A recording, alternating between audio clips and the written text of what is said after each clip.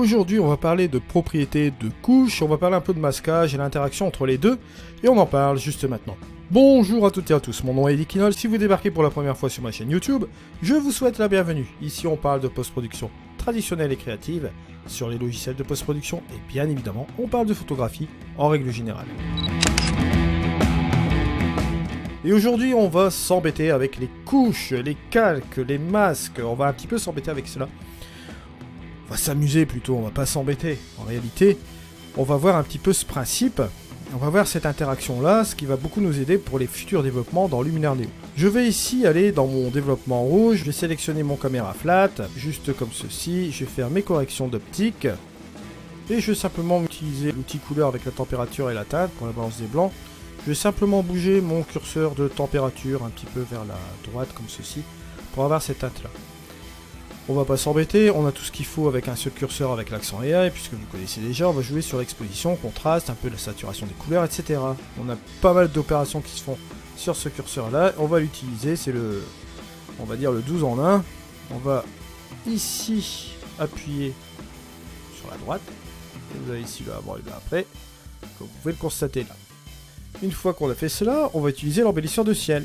On va balancer un petit peu l'embellisseur de ciel juste à ce moment-là. Et on va obtenir cette chose-là. Ce qu'on va faire ici, c'est qu'on va tout simplement aller dans mon outil couleur. Je vais prendre une sélection ici des bleus. Au niveau de la saturation, on va un peu saturer les bleus ici. Et on va baisser la luminance pour donner un petit côté dramatique au ciel. Vous allez voir, juste comme ceci. Ça fait assez sympa, comme ça. On va garder cela ici, juste comme ceci. J'ai 3 opérations qu'on retrouve dans l'onglet modification, bien sûr. Alors, une fois qu'on a fait cela, que va-t-on faire? On va ici parler de propriétés de couche.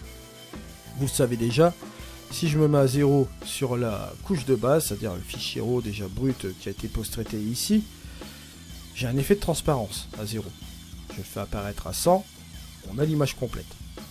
Si je vais dans mon masquage, je prends mon pinceau. Si je décide de peindre cette partie de l'image, je vais voir apparaître seulement une petite partie de l'image. Pourquoi? Parce que je décide de faire du masquage sur cette partie-là, et le reste par définition sera de la transparence. C'est ce que vous allez retrouver si vous dupliquez un calque, que vous appliquez un effet dessus avec une brosse. Ce sera appliqué sur la partie que vous sélectionnez au niveau de la propriété de la couche, et le reste sera en effet transparence. Alors bien sûr, vous voulez retrouver l'entièreté de l'image, il suffit d'afficher ici, vous avez l'affichage de cette petite partie du masque, vous remplissez à nouveau, boum, le masquage. Le fait d'appuyer sur remplir, ça fait quoi? Ça fait tout simplement le fait de remplir l'entièreté du cadre ici, et par définition vous faites réapparaître l'image, logique. Alors une fois qu'on est là-dedans, bien sûr, on va dupliquer la couche, dupliquer le calque, exactement. On est ici sur cette duplication de calque, voilà, juste comme ceci. Et on va s'amuser à employer la structure AI. Regardez, hop, je vais booster la structure AI, comme ça. On va aller dans le masquage, masque AI, on va faire son petit calcul. Et on va sélectionner le ciel. Je vais gagner un petit peu de temps parce que je sais que la sélection de ciel se fait vraiment parfaitement bien avec le masque AI. Je reviens ici en arrière. Action du masque, j'affiche et je vais inverser. Boum. On va prendre cette sélection qui est plus ou moins correcte. On enlève l'affichage et vous voyez, on a ici le avant, après. On a sélectionné la structure sur cette partie de l'image puisqu'on l'a indiqué avec le masquage, avec le pinceau. A vous de voir. Bon là j'ai mis à 58 pour que vous voyez bien un peu de détail. J'exagère un petit peu l'ensemble, mais si vous voulez réduire, vous pouvez toujours réduire. On va rester comme ça. Je vais dans la modification, que se passe-t-il? Bon, vous voyez que la duplication de la couche a repris tous les éléments préalables, d'accord, ce qu'on avait fait sur la couche de base ici, mais comme elle a été dupliquée, on reprend les mêmes termes de l'édition pour avoir le même aspect de l'image, mais on ajoute la structure AI par masquage sur cette partie de l'image, bien sûr. On est sur cette couche.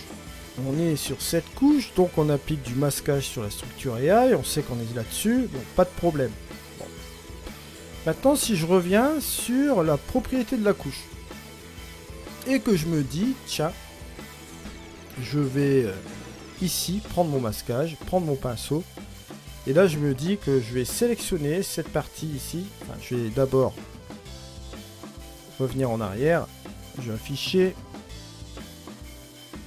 Je vais effacer ici le masque. Vous ne verrez pas, forcément, si j'affiche la structure AI. Si je prends mon pinceau, que je sélectionne ici cette partie de l'image, que se passe-t-il? Vous allez voir quelque chose. C'est très simple.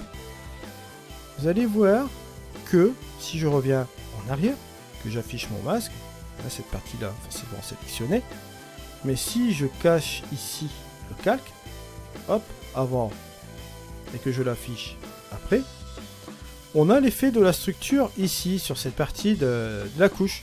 Pourquoi? Parce que, bon, forcément, le masquage de la couche prend priorité sur le masquage ici de, comment dirais-je, la structure AI, que vous voyez là. La structure AI qui prend toute cette partie ici. Mais, comme on a utilisé la propriété de la couche, un masquage comme ceci, vous voyez qu'on l'applique forcément sur cette partie-là de l'image. Mais vous noterez néanmoins quelque chose, un détail. Ici, j'ai débordé sur le ciel.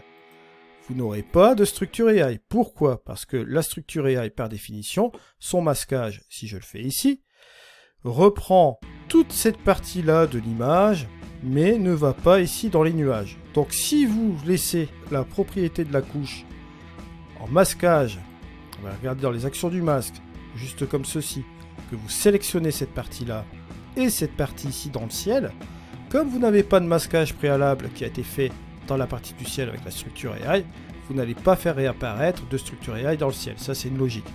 Par contre, vous faites réapparaître la partie qui est justement sur cette partie du premier plan, sur cette première partie terrestre que vous voyez là.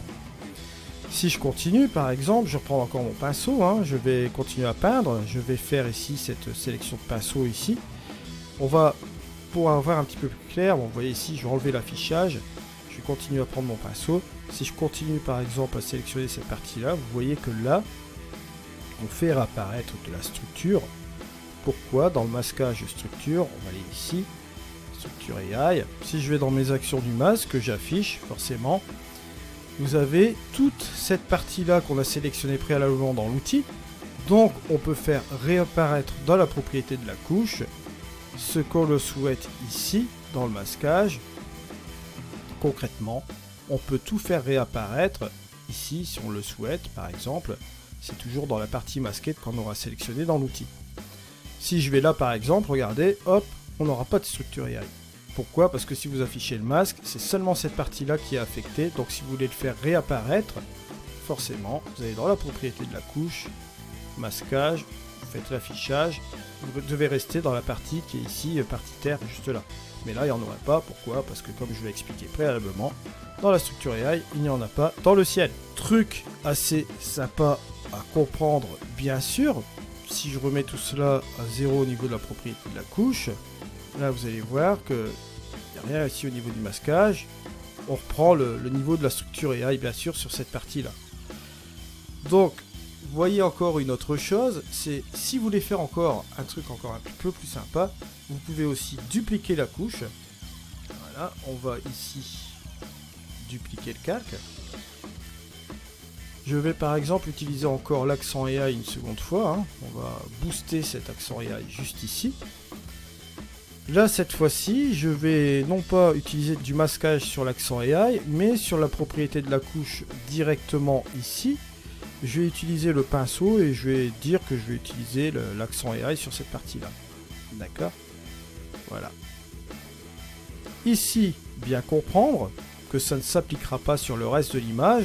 Ce sera comme une espèce de transparence. On va dire qu'on va appliquer tous les effets ici de l'accent AI sur cette partie que j'ai masquée, mais pas sur le reste. Sur le reste, ce sera le calque du dessous qui primera. Si je décide, par exemple, d'encore enchérir avec la structure AI, je vais aller ici encore de nouveau sur la structure AI, et bien évidemment, vous comprendrez la petite astuce. Si je ne fais pas de masquage sur la structure AI, forcément, on pourrait très bien le faire aussi également comme on l'a fait préalablement. Mais là, regardez, comme j'ai déjà fait sur la propriété de la couche, une espèce de masquage ici. Tous les outils que je vais utiliser en dessous, si j'utilise par exemple le paysage, que je sélectionne par exemple ici, l'heure dorée, on va l'appliquer sur cette partie ici de l'image, bien sûr. Vous comprenez déjà le principe. Bon, on va réduire quand même un petit peu cette chose-là. Et ce qu'on a fait ici sur la structure AI, je vais le réduire quand même un peu. Et bien évidemment, l'amélioration, vous pouvez le réduire pour pas avoir un truc trop grossier ici. Là, on peut remettre l'ensemble. Voilà. Vous voyez qu'on a marqué cette partie-là. Selon, bien sûr, la propriété de la couche. Alors, ce qu'il faut retenir dans tout cela, bien évidemment, c'est que, en fait, le masquage, la prime du masquage, c'est la propriété de la couche qui le fait. Et si vous avez un outil que vous appliquez du masquage dans cette couche, bien sûr, si vous êtes hors couche, si par exemple je sélectionne un autre outil, que je commence à faire une sélection ici d'appliquer un effet sur cette partie-là de l'image, ça ne s'appliquera jamais. Pourquoi? Pour la simple bonne raison que la propriété de la couche sera sur cette partie-là de l'image. Gardez bien cela à l'esprit, je voulais vraiment faire ce tuto avec vous parce que en fait, si vous ne comprenez pas cette base, on va pas pouvoir vraiment s'amuser avec les calques, etc. Parce que c'est pas un peu comme Photoshop, je vous avais fait un tutoriel avec une comparaison avec les masques de fusion, etc. Puis bon, la petite comparaison aussi avec Luminar Neo, comment ça fonctionnait. Je vous mets même la petite étiquette en haut à droite pour aller revoir cet épisode. Très important, c'était une version préalable de Luminar Neo que je vous avais présenté avec ce truc de Photoshop là. Là, c'est pas la même chose, je joue avec du masquage sur l'image, mais en non destructif aussi, c'est toujours du masquage, ce n'est pas à côté du calque, hein. Vous avez sur Photoshop la possibilité d'avoir un masque à côté du calque ici, de le mettre soit en noir, soit en blanc pour l'application. Là, ici, on joue directement sur l'image, mais avec un filigrane rouge plus ou moins foncé. Parce que vous pouvez jouer avec l'intensité. On en reviendra sur d'autres tutos, bien évidemment, et avec ce que j'ai fait préalablement, vous avez de la ressource aussi sur le masquage. Je vous invite à aller voir aussi ce que j'ai fait sur le masquage. Je vous remercie de m'avoir suivi, on se retrouve dans une prochaine vidéo, c'était Eddy, allez, ciao!